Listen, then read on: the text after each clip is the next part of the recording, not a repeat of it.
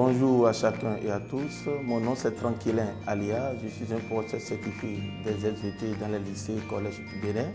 Aujourd'hui, nous allons nous entretenir un peu sur le passage du gène au caractère.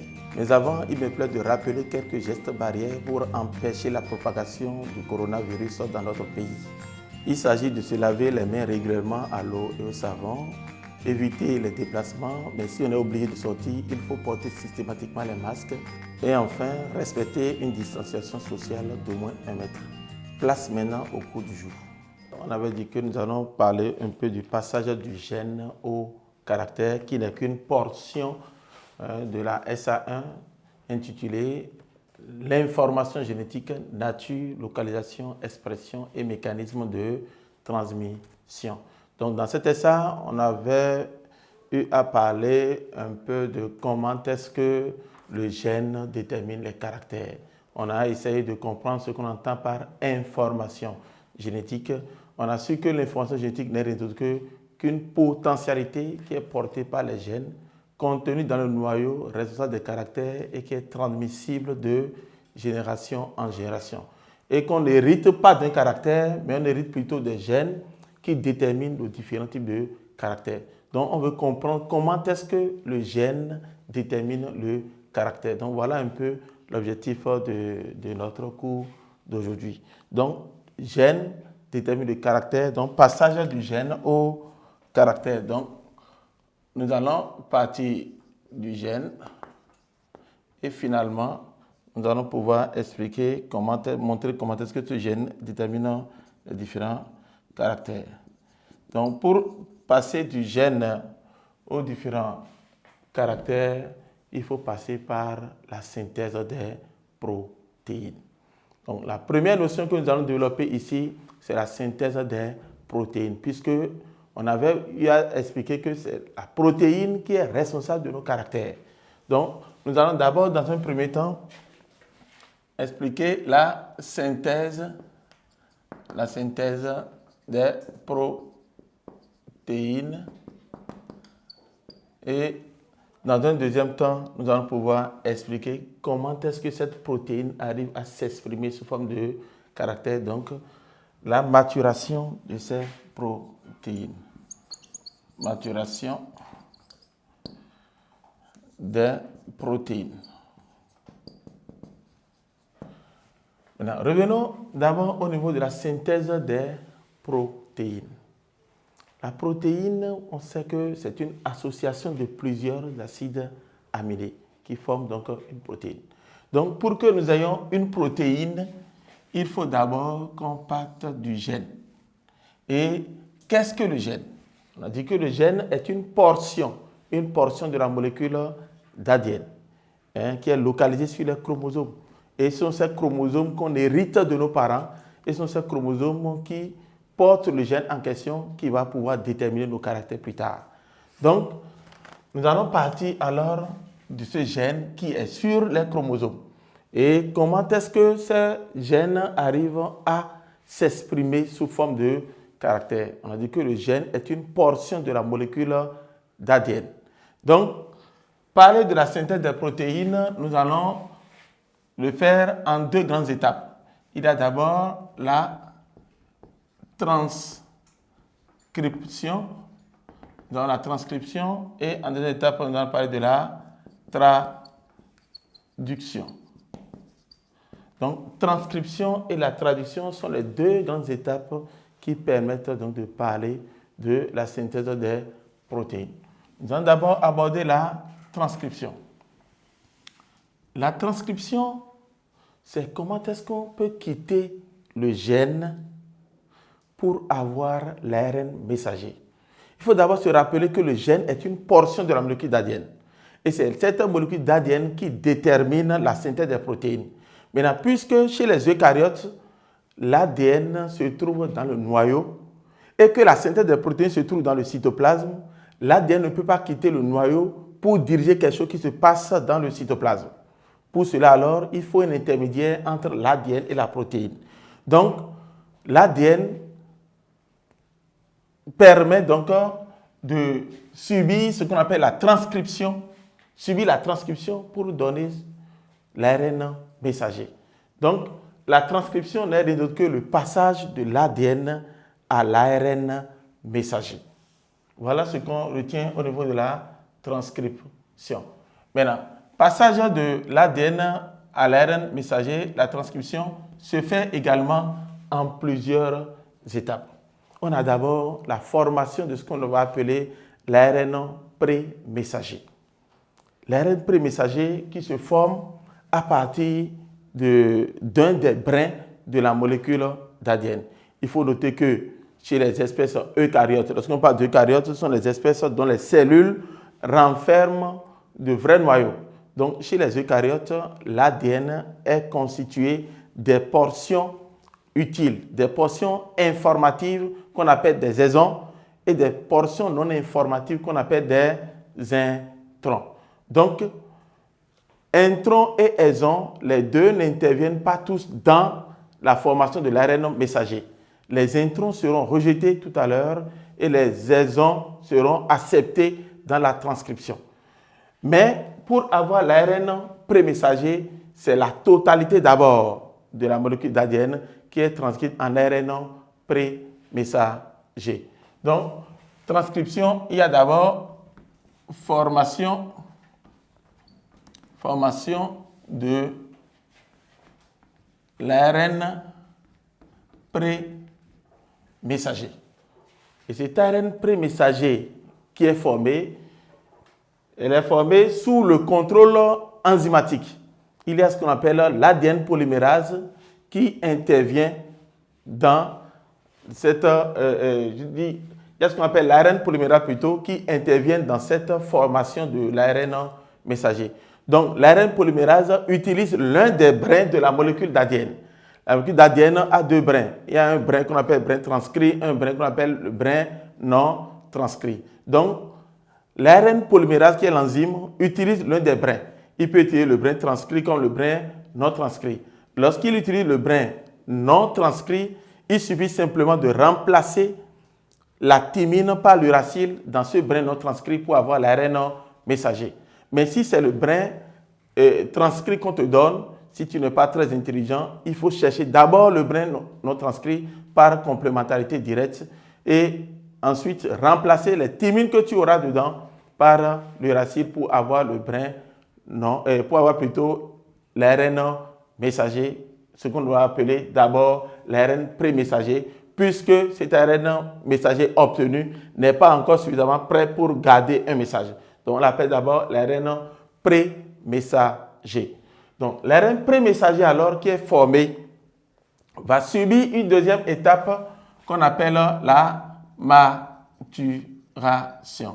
Donc, il y a la maturation de l'ARN pré-messager. Et cette maturation de l'ARN pré-messager se fait en deux étapes. Cette maturation consiste d'abord de découper l'ARN messager et de rejeter tout ce qui est partie non informative, ce qu'on appelle les introns. Il y a le rejet des introns et l'association donc des exons. Donc, on parlera donc de l'incision et de l'épissage.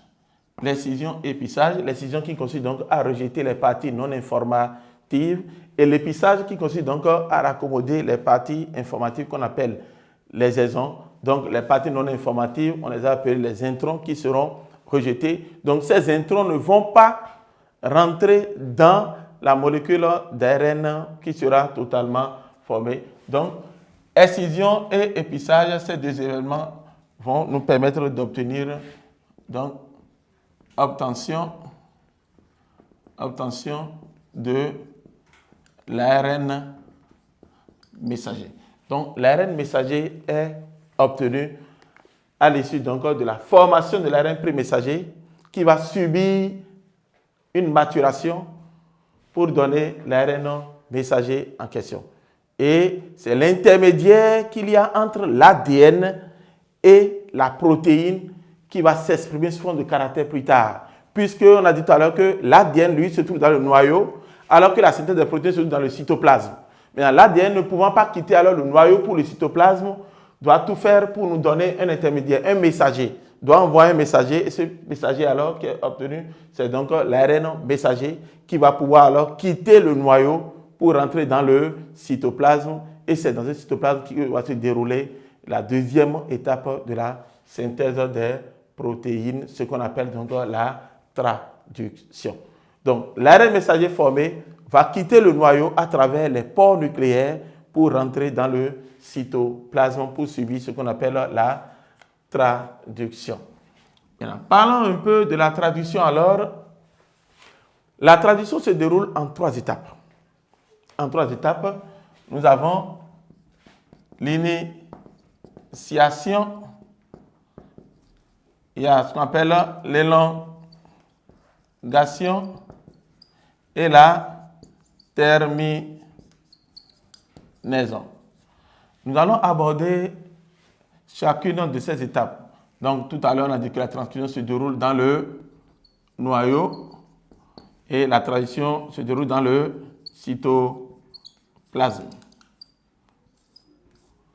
Donc, l'ARN messager formé rentre dans le cytoplasme pour subir ce qu'on appelle la traduction. Et cette traduction se déroule en 3 étapes. Il y a l'initiation, il y a l'élongation et la terminaison. Qu'est-ce qui se passe au cours de l'initiation? Au cours de l'initiation, il y a ce qu'on appelle l'ARN de transfert. D'abord, toute la traduction se fait sous le contrôle de plusieurs éléments. Il y a d'abord l'ARN messager lui-même qui a un message de la part de l'ADN. Il y a autre type d'ARN qu'on appelle l'ARN de transfert. Lui, il est comme un coursier qui garde tout ce qui est acide aminé. Et un troisième type d'ARN qu'on appelle l'ARN ribosomal ou encore les ribosomes. Et c'est au niveau de ces ribosomes que la traduction du message que l'ARN messager a apporté sera effectuée. Donc, voilà les 3 types d'ARN qui interviennent dans la synthèse de la protéine. Donc, une fois l'ARN messager arrive à travers les pores nucléaires, arrive dans le cytoplasme, il y a que l'ARN de transfert se fixe au début de la chaîne de l'ARN messager. Et se fixe sur un premier codon qu'on appelle un codon initiateur. Un codon initiateur, c'est un codon qui initie la traduction. Donc, il se fixe sur ce codon initiateur et lorsque cette citation est effectuée, cela montre que il veut y avoir une traduction d'un message. Donc, l'initiation n'est que cela. Donc, la traduction va démarrer par la présence du codon initiateur. Donc, après ça, la lecture se fera codon par codon. La lecture se fera codon par codon. Le ribosome va se fixer sur la molécule d'ARN messager, mais les prend en charge codon par codon. Si je prends par exemple ceci, un brin transcrit d'ADN A, T, A, C, T, G, C, G, T, A.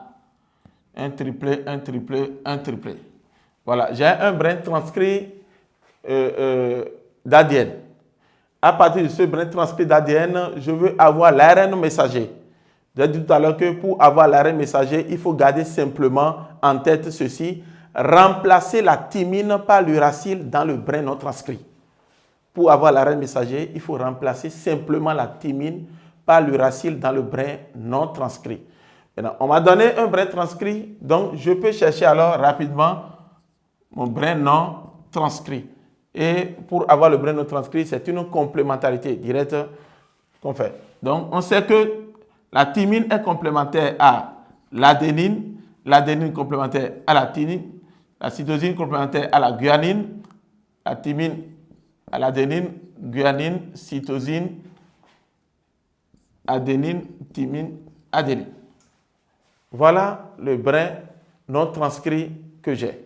Donc, je disais tout à l'heure que pour avoir l'ARN messager, il faut remplacer la thymine par l'uracile dans ce brin non transcrit. Donc, mon ARN messager est ceci alors.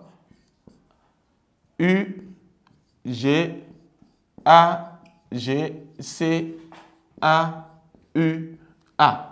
Voilà ma molécule d'ARN messager que je trouve à partir de cette molécule d'ADN qu'on m'a donnée. Et c'est cet ARN messager qu'on a formé tout à l'heure dans la première partie et qui a quitté le noyau pour le cytoplasme. Maintenant, c'est cet ARN messager qui doit subir ce qu'on appelle donc la maturation. Donc, je disais tout à l'heure qu'au cours de la maturation, alors, dans l'organisme, il y a un codon initiateur qui est forcément au début de toutes les chaînes, qu'on appelle AUG. AUG qui code pour l'acide aminé qu'on appelle la méthionine. Et lorsque l'organisme lorsque les ribosomes voient l'AUG au début, se dit que il y a une synthèse qui veut démarrer et se précipite pour se fixer sur ce codon initiateur pour démarrer rapidement la traduction. Ici, bon, ça a donné AUG au départ, mais il peut y avoir que ça ne soit pas AUG au départ ici. Mais dans l'organisme, c'est forcément AUG qui marque le début donc, de la traduction. Donc le ribosome se fixe sur le premier codon. Voilà. Le ribosome a deux sous-unités. Il y a une grosse sous-unité, une petite sous-unité. Donc, se fixe sur l'AUG de départ et lit ce qui est là. Après sa lecture, il demande plutôt à l'ARN de transfert qui est derrière. L'ARN de transfert dit tout à l'heure renferme tout ce qui est acide aminé dans un sac derrière le ribosome. Donc, lorsque le ribosome fait la lecture, l'ARN de transfert lui donne l'acide aminé correspondant et il le dépose là. AUG, que ça compte pour la méthionine, il le dépose là. Maintenant, ce ribosome alors quitte ce codon pour venir au codon suivant. Donc, quitter là pour ici. On va quitter ici, bien sûr, pour ne pas nettoyer ça. Quitter ici pour là. Et faire également la lecture de ce qui est là. Et demander à l'ARN de transfert de lui fournir l'acide aminé correspondant. Il va lui donner, il va mettre ça là. Ainsi de suite, il va quitter là pour ici et lire correspondant. On va mettre cela. Donc, pour lire tout ça, il faut utiliser son code génétique. Et vous savez déjà que le code génétique, pour l'utiliser, c'est très facile. Il y a une première colonne qu'on appelle, qui représente la première lettre, la première ligne qui est en haut qui représente la deuxième lettre, et la troisième colonne qui représente donc la troisième lettre. Donc, on peut utiliser ça pour chaque lettre correspond à ces trois éléments que nous avons au niveau de chaque codon. Il me plaît également de vous rappeler que un codon n'est rien d'autre que un triplet de nucléotides qu'on retrouve dans la molécule d'ARN messager. Beaucoup font cette confusion-là. Un codon, c'est un triplet de nucléotides retrouvé dans la molécule d'ARN messager et qui code pour un acide aminé donné. C'est ce qu'on appelle un codon. Donc, la lecture se fera codon par codon et c'est là la deuxième étape qu'on appelle l'élongation, puisque au fur et à mesure que le ribosome fait la lecture, la chaîne protéique s'allonge. Donc, c'est ça la notion surtout donc, de l'élongation. Jusqu'à ce que le ribosome retrouve un autre codon qui ne code pour aucun acide aminé, ce qu'on va appeler un codon stop ou encore un codon non-sens. Donc, qui ne code pour aucun acide aminé. Lorsque un tel codon est retrouvé par le ribosome, la synthèse s'arrête là. Et lorsque cette synthèse s'arrête, la chaîne protéique qui est rattachée au ribosome est libérée. Le ribosome également disparaît, la méthode de départ également disparaît et finalement on aura la chaîne protéique seule qui sera libérée. Donc voilà, la protéine sera formée à l'issue donc de ces trois étapes. Donc l'ARN messager va subir alors la traduction pour qu'on obtienne à la fin, la protéine. Donc la protéine est obtenue à la fin donc, de la traduction. Bon, donc l'ARN messager ainsi obtenu va pouvoir subir la traduction, on a dit, et après la traduction, on obtient la protéine. Cette protéine va pouvoir subir la dernière étape qu'on appelle donc la maturation. Donc, en quoi consiste cette maturation? En réalité, les protéines sont synthétisées au niveau des ribosomes. Et voilà, au niveau des ribosomes. Et ces ribosomes sont autour des réticulums endoplasmiques granuleux. Et ces protéines synthétisées-là vont migrer dans ce réticulum. Vont migrer dans le réticulum. Et voilà, on les retrouve dans le réticulum. Maintenant, ce réticulum va subir une fragmentation. Il va se fragmenter pour donner des saccules. Voilà, des saccules. Et ces saccules, bien sûr, renferment ces protéines en question. Ces saccules vont s'invaginer. Pour former des appareils de Golgi. Appareil de Golgi. Et l'appareil de Golgi aussi renferme, bien sûr, ces protéines en question. Et enfin, l'appareil de Golgi va s'arrondir pour former des grains de zymogène. Des grains de zymogène. Et sont ces grains de zymogène qui renferment enfin la protéine qui est totalement mûre. Et cette protéine pourra être exportée hors de la cellule qui l'a synthétisée pour réaliser le caractère pour lequel elle est fabriquée. Donc voilà, pour que nous ayons alors le caractère, il a fallu que le gène subisse une transcription d'abord pour donner l'ARN messager. L'ARN messager va subir la traduction pour donner la protéine. Et cette protéine va subir une maturation en transitant d'organite en organite. Va quitter d'abord les ribosomes pour l'appareil, pour les réticulums endoplasmiques granuleux qui vont se fragmenter en des saccules. Les saccules vont s'imaginer pour donner l'appareil de Golgi. L'appareil de Golgi va s'arrondir pour donner des grains de zymogène. Et ces grains de zymogène qui renferment la protéine mûre. Et cette protéine mûre sera exportée pour réaliser le caractère pour lequel elles sont fabriquées. Voilà comment est-ce que le gène arrive à déterminer le caractère. Et bien sûr, nous sommes chez les eucaryotes. Mais chez les prokaryotes, c'est un peu plus facile que ça. Puisque chez les prokaryotes, il faut d'abord se rappeler que les prokaryotes sont des êtres vivants dont les cellules ne renferment pas de vrai noyau. Ça veut dire que la transcription ne pourra pas se dérouler dans un noyau puisqu'ils n'ont pas de noyau. Donc chez les prokaryotes, transcription et traduction se déroulent simultanément dans le cytoplasme.